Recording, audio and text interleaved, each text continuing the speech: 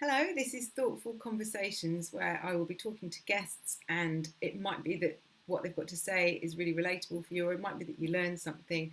But the main idea is that it leaves you thinking. I'm here with Lorraine Candy, and Lorraine is a journalist, magazine editor, has worked in fashion for many years, has a podcast called Postcards from Midlife with her friend Trish Halpin, and also has a book called Mum, What's Wrong with You? I've got it. My 3-year-old cut a bit of the pink off, which is Oh, lovely. 101 Things Only Mothers of Teenage Girls Know. And to kick you off, two of my team in my warehouse who have teenage girls read it, and they were like, oh my God, this is it. Because the beginning is a lot of the beginning bit is the description of teenage girls, and it's Yeah. hysterical but terrifying because it makes me remember what it was like, what I was like. But what made you write it? Because I think you were just saying that the book's doing really well. Well, I think filling a need.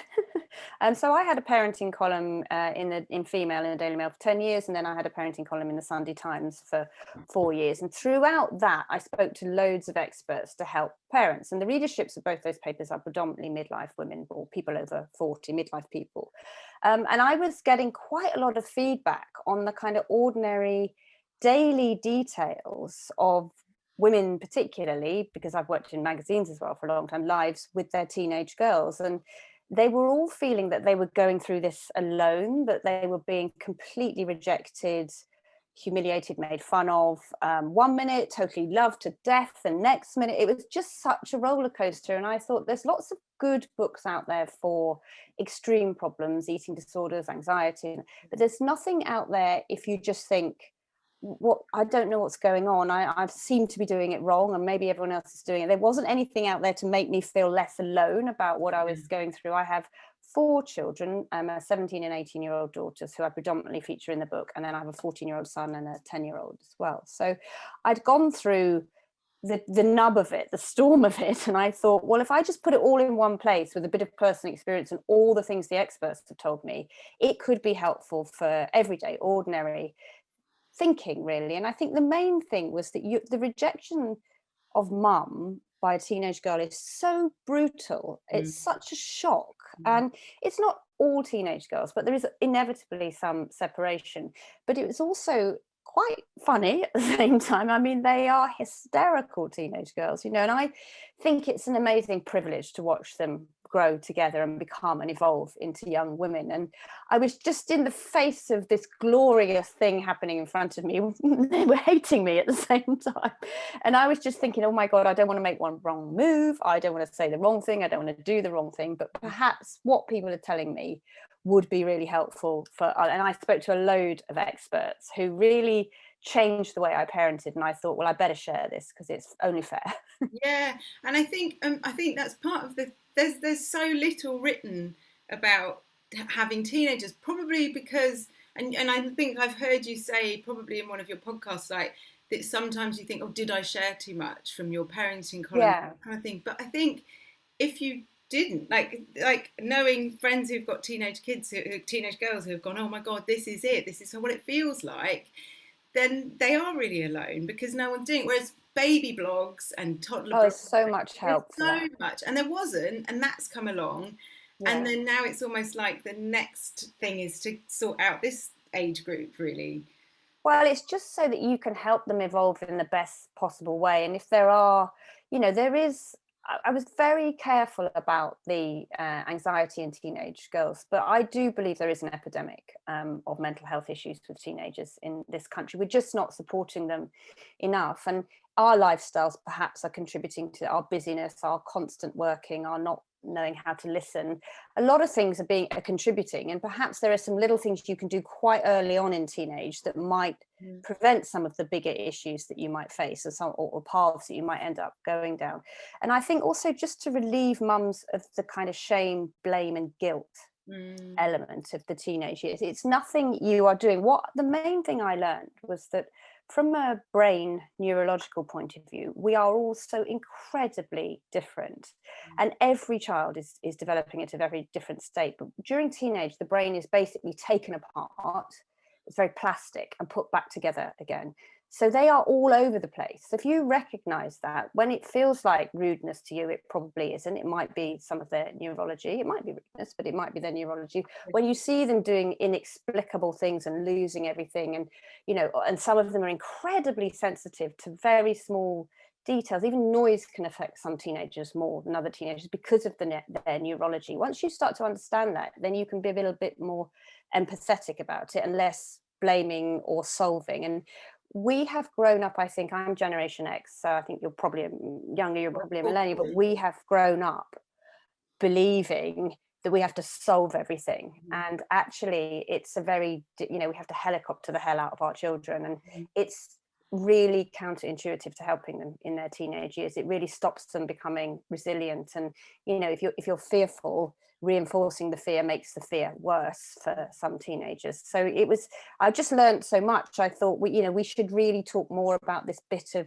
stage of parenting, and actually we should also recognize that we are less parenting at this stage. We should be letting them sort themselves out. Well, that was something. I think what's really interesting with the book, there's lots of things in there, because I've got a 3-year-old, an 8 and a 10-year-old, so I can feel myself looking over. There's changes happening definitely with the 10-year-old, and I think the bit that's just things like where you said about they are untethering themselves. This is what they're supposed to do. They're supposed to reject you, and actually, just even reading that, you kind of go, oh well. Okay, that's good. That's normal. That's okay. That's okay if they want to become separate from you. So bits that you wrote about, like holidays, they can't become this really miserable. They can't possibly show you that they're happy that you've made them, even though retrospectively they go, "Oh, that was really good," but they in that moment, which would be really hard as a parent, because it's really sad where you got your joy. But at least, like you say, you could laugh about it, or maybe you have got your partner that you can behind them. You can kind of be like, we know what's happening here, rather than just like, oh my God, they're these awful people that we accidentally made. I mean, I think that's the big rule with teenagers. What you experienced is, and what you think they're experiencing, is often not what they're experiencing at all. And everything you do is role modeling for them. All behavior is some form of communication for them, which doesn't mean you have to be on your best behavior all the time. It just means that they're absorbing a lot of things, but their outward displays around it might be very different from what you want them to be. I certainly know, the holiday that I mentioned in the book, I know that my girls look back on that with such fondness, and they talk about it with such joy. And I think, well, why were you so horrid to me during the what was that about? But I think they've got to untether from you, so they've got to reject you, and they do reject you quite vocally sometimes. I mean, not all teenagers. Some teenagers are much more introvert, and I think just to recognize that they're all different. There is no normal with teenagers. They're all at different. My 14-year-old son is in a very different 14-year-old place from my 14-year-old daughters. My eldest is a very different child from so their neurology and their genetics is very different from, you've got no control over that. So just to learn to sit with their feelings with them is better than trying to fix everything for them in the way that you think is best, because it won't help them really. No. And I think, but when some of the things that it sounds as if it's hard as well, is that because when they're questioning you, your self-esteem is potentially at a low because of the period you're at in your life. So when they're saying, I love that one of your daughters said, what do you know about fashion? You're like, well actually that's my job. What's the point of you? Or like really mean things. But I suppose again, it's not, I suppose the difference is, and maybe this is why people reminisce about the baby and the toddler years and how wonderful it was, because at that point you are their everything. Like I've still got a 3-year-old who's like, Mum, when I walk in the room or in the mornings. And it's a very different thing if they're kind of rejecting you as some idiot and you're like, I was someone. I think when you get to, so most women have teenagers who are in their 40s, so they're hitting perimenopause or menopause, and your hormones are really dropping. The hormone level is really, and if you're not taking care of that or taking care of yourself, a lot of this stuff can feel really upsetting and personal. And actually, there's proper psychological explanations for the rejection of the main female role model, because it's about them evolving and being strong themselves. I mean, what's the point of you was the other there was the kind of working title for the book. I mean, I had 30 years editing fashion magazines, and I had Karl Lagerfeld, Vivienne Westwood, all of these people on speed dial, and I gave a talk. I was called in to give a talk in the sixth form about getting a job in fashion, and my daughter was genuinely perplexed and horrified, not embarrassed. She just couldn't understand why they wanted me to talk about fashion. She just didn't see it as an actual job. But what she was doing was forming in her mind an absolute separation from her mum, so she couldn't identify with any aspect of me. And they kind of cherry pick from you what they want to take forward, but they don't want you to know they've taken those bits, and then they reject the bits they think are not really relevant to them. And it's just hurtful when you're in that slightly vulnerable, unraveling part of your life yourself, when your hormones are in a bit of a state.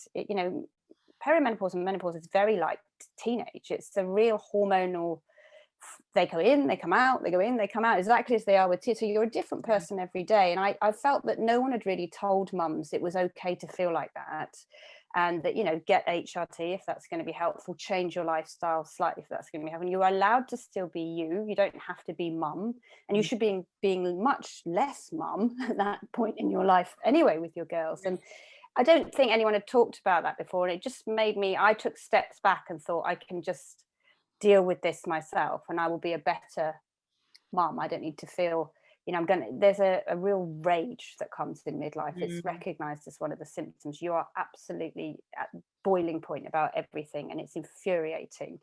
And that rage is a potentially awful clash point for a volatile. One of my teenagers is very volatile, the other one not so much. And to have you both in a volatile place without understanding either way, I just thought, if that's the one thing mums can learn from the book, then they're going to give each other a bit of softness around it, and then life will be more harmonious at home. I've seen so many women really change their lives in midlife because they've not understood what was going on, walked away from families, had giant volcanic rows with teenagers that really didn't need to happen. And just if one person goes away and says, I'm going to let that, I'm not going to sweat that, I'm going to let small stuff go, and gets the HRT they need or the treatment they need, then I think it's worth writing the book. Oh, like 100%. I think so. I turned 40 this year, so I've just been away with a couple of friends. One's 40, another one's 40, one's 45. And it's not something we ever talked about before, the idea of menopause, perimenopause. And I think, obviously, they both listened to your podcast, and just the fact that it's just becoming in conversation. You can see it on Instagram and Davina with the TV show and all that. So it's really changing. It's like, God, how much better could it be if we have an awareness when we're going into it? Well, you're going to be thinking, I'm not in this giant rage and very anxious because I'm going mad. I'm in this giant rage because I have no estrogen, progesterone or testosterone in my body, so I'm going to sort that out. You're thinking it and knowing it. And I just sort of think the boomer generation never really told us about it because they weren't told about it, whereas it's actually our duty as Gen X women to tell you all about it. Otherwise, because I'm 53, otherwise I just don't want, I could have made some terrible decisions in my mid-40s if I hadn't been a journalist and able to have access to all of the people I had access to, and then not shared that. Trish edited Marie Claire, we shared our journeys quite personally, and social media has helped to share them, and I just think that's probably helped other women with that. And it's good for your teenage girls to hear you talking about it, to see that you're real.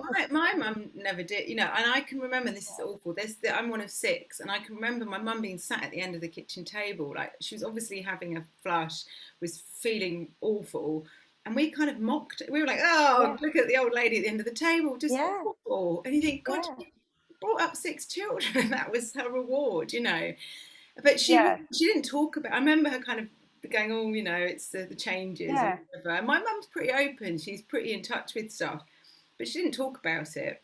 She probably didn't have the knowledge, so she didn't know what she was doing. And women were very silenced around their pain, and also we've all been expected to endure so much pain because you just, the latest scandal on the fitting of coils and things like that.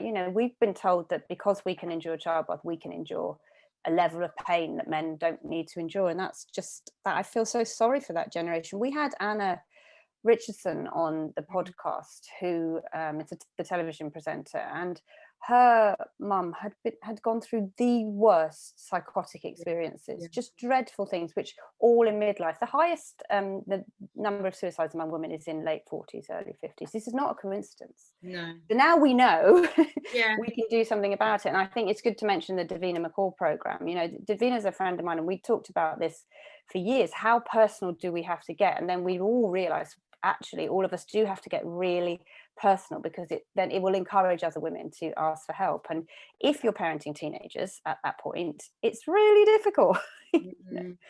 And you can't, I don't think you're right in if you don't go into the personal and the nitty gritty of it, and you're glossing over it still. Like, I think Davina, the episode where she came on your podcast, she got really upset about the fact that what a disaster it is that you could go to a GP and they can very quickly offer you antidepressants, but you might be at just that age and might not check your hormones, not do. Actually, I've got some blood tests coming up, and I had a rough year last year, and I got offered antidepressants and I didn't take them, but I just having listened to you guys, and I was like, can you, when I'm having my blood test, which is for something else, can you just check my hormone levels? And they were like, oh, but you're very young, it wouldn't be, that's not that. And I was like, but can you anyway? Because but I would never have asked that had I not heard those discussions. So we've had amazing letters from women and on our Facebook group who've said, if I hadn't spoken to you, I'd have left my marriage, I'd have left my job, I'd have left my children. I would have contemplated many awful things. And antidepressants may work for some people, but it should not. And even in the nice NHS guidelines, it should never be the first line of defense for any woman over the age of 40. And perimenopause, your hormones can fluctuate at any point. So as soon as they drop, the estrogen is in every part of your body, so it affects every single function of your body. And if it's going like this, it's going to affect, particularly with mood, it really is going to affect your mood. I mean, that's kind of, there's so much thinking now, so much more science around it, but we've all felt we've had to let everybody know what we went through in order for for GPs to take us more seriously. I think that's what comes across, and again in that podcast, Davina was like, we have to do this because it's not going to come from the top down effectively. It's not going to come from the... I think there's a lot of other older... There are some women who are not affected by these symptoms. And those women, when they're in positions of power, are very unhelpful to other women and will say, well, I didn't suffer it, so I don't understand what women who write columns about the menopause and things like that, that's not very helpful. If you don't feel it, it doesn't mean that other people don't feel it. It is not a natural thing to go through. We weren't really supposed to evolve and live this long. It's like diabetes. If you don't have the hormones, your body can't function well. And something like HRT is a preventative medicine. It's prescribed often as a preventative medicine. It stops osteoporosis, corrects osteoporosis, and that's the number one problem for women in midlife. It prevents Alzheimer's and dementia, and it's also prescribed for heart disease as well. So not only are you denying women a happy life, you are denying them a preventative medicine that will keep them living longer. And putting people on antidepressants when they don't need to be on antidepressants just keeps them in a terrible stasis of a half life. I mean, for some women, they may absolutely be viable and ready and good, but it is not a prescription for, I can't tell you, I would say 80% of the women I speak to, I was have been offered antidepressants before anyone has talked about HRT. I mean, if you watch the Davina McCall Channel 4 documentary, you will understand the reasons that GPs are nervous of HRT, because there was a terrible, terrible, flawed, awful survey 20 years ago. Which I can remember that was a link in my head until watching that show. Yeah, it was a survey on women over 65 who don't take the HRT that is now available. And your risk of breast cancer is at the same level as your risk of breast cancer is if you drink 2 glasses of wine a day. Yeah. It is, you are taking that, but your quality of life is appalling if you don't get the right HRT. Yeah. And it's got to be body identical, not bio-identical, because women are taken advantage of with the private medicine as well. And it's cheap. It's not like the NHS. It doesn't cost them. It's one of the cheapest medicines to prescribe. It's but it's a big. I think the other thing that ties in with all of that, and it comes across in the book, is about this idea about looking after yourself. Yeah. And I think I suppose it's that such a shift from, and it shouldn't be, but when you have small children and you do have to physically and mentally give everything for a period, you know, Yeah. and probably you're not working or you're working less. And that idea that, and I think I've got Dr. Brad Reedy, who said if you want resilient teens, this is in your book, then you need to learn to care for yourself. And that idea that actually then you're helping them in looking after yourself. And I think that's at least that gives the people it's like, okay, so if you can't even do it for yourself, this is going to benefit everybody.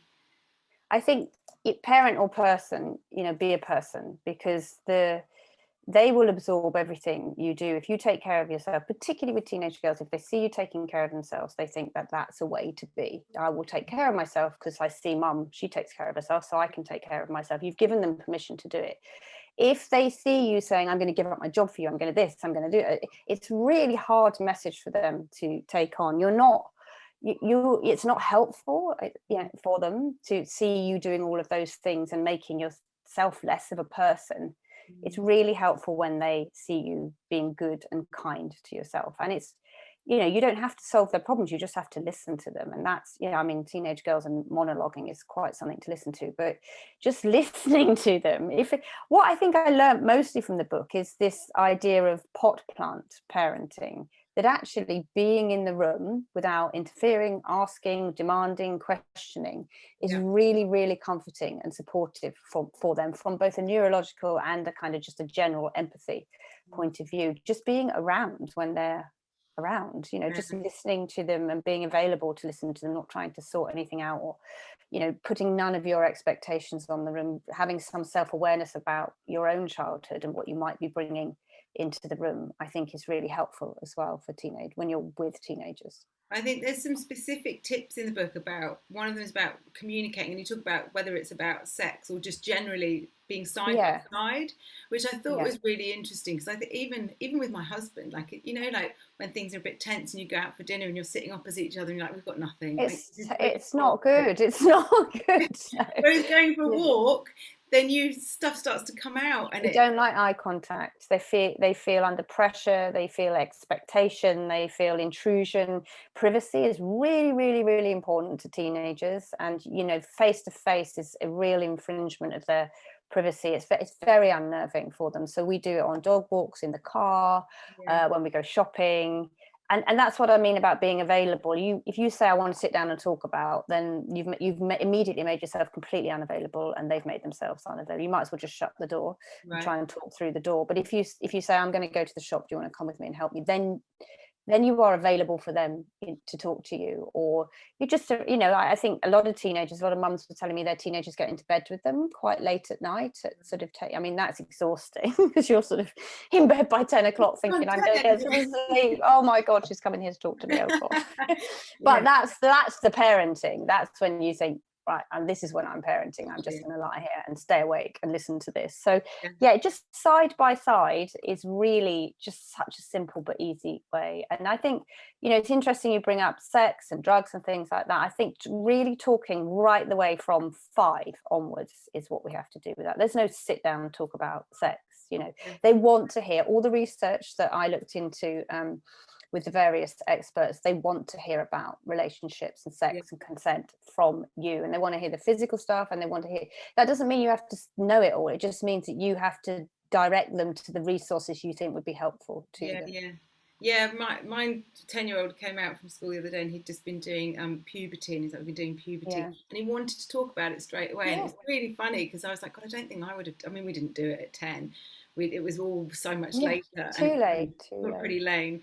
But and it was really interesting. And then I was like, because he was like, it was a bit embarrassing because it was in the class, but I did really want to know about it. And that I got him a book, and then we could talk about it. And it was quite natural, actually. It didn't feel like as stressful as it, you know, as I thought it could. Well, I think parents get horrified, don't they? They think, I've got to know all the facts, I've got to sit down, I've got to explain. You haven't. You've just got to find some things which school are happy to apply. I put loads of resources in the book and just say, look, this is interesting. Do you want to have a look at that? Or this is interesting. Do you want to look at that? I'm quite lucky that my eldest my youngest is learning a lot from her older sister, which is, she's more comfortable talking to them about it, but she knows she should talk about it, really. Then we're not going to get into a situation where people are confused about consent and what they're worth. And what I just think also today, young women particularly are very activist. They know a lot. They're not trapped in this terrible binary argument of what gender and sex is. They are very open to the fluidity of everything. And I think that makes life a little bit more complicated sometimes, but means they're a bit more open to talking about it. So it's good not to miss the chance of talking about that with them, I think. Yeah. I think another one was about letting siblings fight, which again, yeah, just the idea that it's good because they're learning as they're doing it. And yeah, there's just things in there which then make you take your foot off your neck a bit from when you were going, yeah, I've got to stop, and trying to you don't have to harmony. No, but it's exhausting, and it would only get more so as they become teenagers, I imagine. Well, I think it's, when I interviewed Philippa Perry, actually, for the book and for the podcast, is she said this idea that we have to fix our children and they have to be happy all the time. It's really harsh for parents. It is like a foot on your neck. You're not fixing anything, and they can't be happy all the time. So that, you might have, you're one of six. You can't like them all. You can't expect all 6 children to get on, and they're all developing at different. Yeah. Sometimes you do, sometimes you don't. That's the kind of situation. So I gave up the idea that they should get on the go. I mean, I think teenagers can be quite horrid to each other as well in the house. So the bit of advice is just to keep them as far apart as possible, and then just let them resolve it, and that it'll come back at some point. I worked with a lot of young women who said that during their teenage years they really didn't get on with their siblings, but they were incredibly close to them, many living with them now. So you cannot interfere in that relationship either. It's nothing to do with you, really. But rudeness and discipline aside, and any kind of extreme violence aside, but really it's not anything to do with you. It's not like their outside experience is not anything, relationships is not anything to do with you. Their friendships are nothing to do with you. There's so much. I felt so many mums felt the need to get engaged and involved in it, and actually you don't. And it's, you got to hold your breath sometimes, but you do have to it's literally the same feeling as when they first walk home from school and they've got one road to cross. It's that every day, but you just have to let that happen. I always said that, lots of the experts I talked to said the big red flags are when mums say, oh, I'm really close friends with my teenagers. Best friend thing. Oh, it's terrible. It's a terrible thing to say. It's the only thing I'm really firm about in the book, because every teenager is different. Every mum is different, and what you try today may work and it might not work tomorrow. So let's be fluid about it. But if you say, oh, she's my best friend, then every alarm bell should be going off everywhere, because she really shouldn't be during her teenage years. She must develop herself. She might be when she's 25, but not at 16, 17. They need their friends to create their identity, which I think is what so with my kids at the ages they are, none of them have been finishing a school or moving on to a new school or doing exams during the pandemic. But I've got friends who have teenagers, and I just that change that I went through from like that 15, 16, 17 and what we would do, and that was when we started going on holidays and all that stuff, for them to not have had that must have been so hard for this last couple of years. I think it's been a real struggle. So there's a psychologist called Lisa D'Amour who I do quite a bit of Instagramming with, and she, on her podcast, she had said you have to see last year for teenagers as an extreme workout. It was an extreme mental workout. They could only see their friends via Zoom. They weren't having the connections it was the absolute opposite of what a teenage experience should be. It was against all the rules of their neurology and everything. So they've worked really hard mentally to deal with that.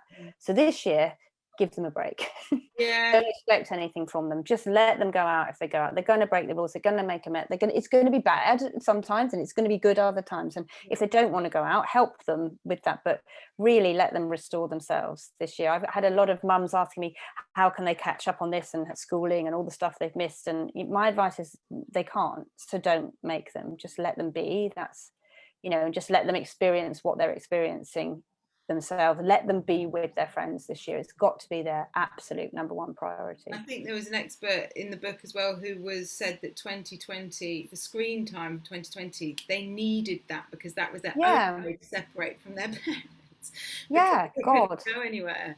Imagine being trapped with two people who you think are near death in age, and you don't have any sense of attachment to for a whole year. I mean, it's absolutely hideous for them. And I know we actually, was really lovely for us. We got very close as a family. And it was nice for me as a mum, because my eldest left home last year, and then suddenly she was sort of back again quite a lot of it. But it really wasn't healthy for them mentally to be so far from their friends. I think that I read your final chapter of your book this morning and was oh, I know, I can't make it.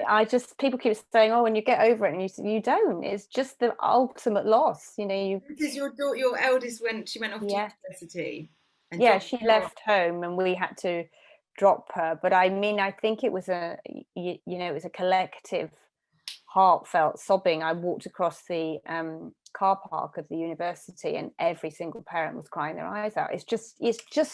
It's the strangest thing, walking away from a child that you feel is still a baby, and it's inexplicable why you should feel that they're still a baby, but you do. And then you go home, and the room that you've moaned about, the giant mess, the disgusting stuff in, is completely empty, and all the pictures are gone from the wall. And I think you really have to prepare yourself for that. I mean, I said in the book, I was physically sick the morning she left, because I thought, oh no, I've got food poisoning on the day she's leaving home. And then I thought, of course I haven't.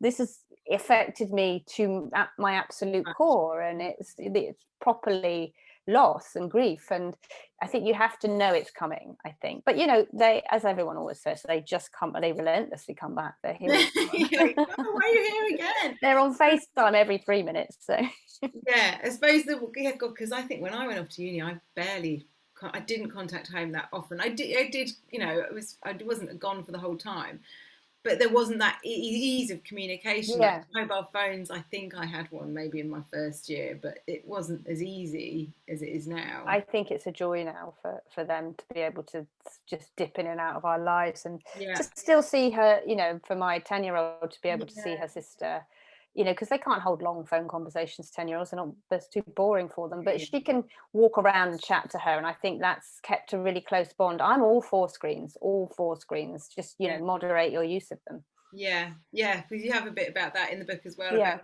the timings and the curfews and stuff, being a pariah because you're the one that's instilling it, but actually you stand by that you absolutely had to do that. I think everyone now, it was my two eldest, it was the first generation with smartphones. But when my two younger children got them, I said, right, this is it. You've got your smartphones. These are the rules. And that's it. No phones in your room after 9 o'clock at night. And that for me was the number one rule that came through from every expert I talked to and all the research I'd done. Not in the night. That was the worst. Now we have a bit more flexible with my son. And, I like them to chat to their friends. That's how they do it. Time has moved on. But it's that story of the axe and the axe man in the village, isn't it? He either cuts down trees to fuel the village or he chops everyone's heads off. That's how screens are. How do you use it is the key. And do you feel like you're entering a different phase now? Because I think where I can remember the point of us all, like, we didn't want to go on the holidays anymore. We didn't want to be with, we just would moan about everything and be on.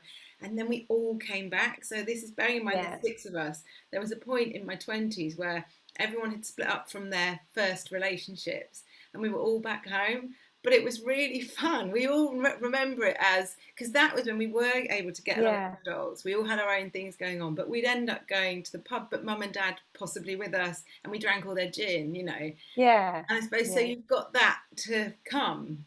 I think, I think that then is the joy of a big family. But, they're sort of forming your identity is such a giant task. There's no way you can get on with your siblings and your parent and do all of that at the same time. So once you form that, which they think is probably around, from a science point of view, around 25, 26, then you can breathe and think, right, okay, what do I want to do? How do I want to be? And I'm not testing everything with everyone anymore. There's no testing to be done. I've been into the outside world, hopefully, and tested it there. So that I am looking forward to. I mean, God, they're so messy though. I mean, I've got them all back now at the moment, and it's just every day it's 4,000 mils, food everywhere, doors left open, towels everywhere. Yeah, I mean, four is a lot. I've got three, and that feels like a lot. And I thought I wanted this huge when I was younger. I Mm, wanted loads and loads, and then I've got to three and gone, yeah, I think that's me. that's enough. Yeah. I know it's harder, I think, on the youngest. So where are you in the six? Four. I'm four. Yeah, I mean, I think for Mabel, my youngest, we did a bit of maths last night, and we realised that because we were on our own last night, everybody was out, just me and my 10-year-old, and we thought, oh my gosh, this might be how it might be in a few years' time for Yeah, her. yeah, She was walking around the house going, "Where's so and so? Where's so and so?" I said, "Well, they're all out at the minute," and she was like, "What? Just you and me?" yeah. Well, it might be like this for you in about 5 years' time. She adores them though. I've got a Mabel Yeah. as well, and Oh. yeah, it's Yeah, she does adore them. She's a very, I think if you're youngest, I think I said in the book as well, if I would have chosen youngest, probably it's just you're just the center of everyone's world for quite a lot of the time, and you're also quite ignored as well, so you can get on with your own things, so yeah, it feels less pressure than any of the other numbers. yeah. So just final thing, I think, what would be the main thing that you want people to get from the book? I suppose their kind of takeaway. I think you're not fixing anything. Every day is different. Tomorrow is another day. So if you mess up today, you can sort it out tomorrow. Just don't sweat the small stuff. Really relax around your teenagers and really learn to listen to them, not offer up your opinion, your solution, your experience. Just sit with them and sit inside what they're going through and realize that, this moment between 12 and 17, you think of who you were 5 years ago, totally the same probably as you are now, roughly between a 12-year-old and a 17-year-old could not be more different. Yeah, Imagine if you've got to go through that giant change. Just forgive a bit of that, I think. And if you think you have a serious issue that you're dealing with from a mental health physical point of view, really get some help, to try and get some proper help for it, because there are solutions and there are some great books out there as well for more extreme issues people face. yeah.